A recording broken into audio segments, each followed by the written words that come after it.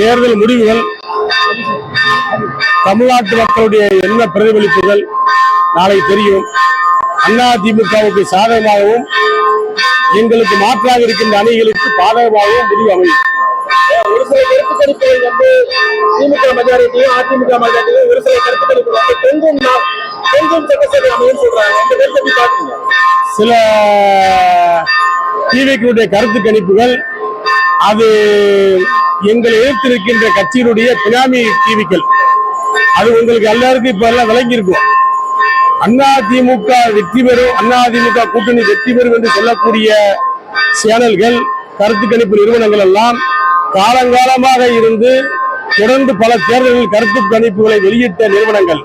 திமுக வெற்றி பெறும், தாவேக வெற்றி பெறும் சொல்லக்கூடியவர்களெல்லாம் புதிதாக வந்து முளைத்திருக்கின்ற கருத்து கணிப்பு நிறுவனங்கள்.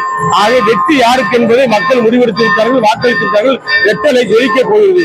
நாளைக்கு ரெட்டலை ஜொலிக்க போகிறது. கொஞ்சம் சட்டசபை கூட்டணிகளுக்கு அதிமுக கருத்து அப்படி ஒரு சூழ்நிலையை தமிழ்நாட்டு மக்கள் தரமாட்டார்கள். அதிமுகவுக்கு பெரும்பான்மையான இடங்களை கொடுப்பார்கள், பெரும்பான்மையான வாக்குகள் அளித்திருக்கிறார்கள். எடப்பாடியார் தமிழ்நாடு முதலமைச்சராக பெரும்பான்மை பெற்று முதலமைச்சராக பொறுப்பேற்பார்.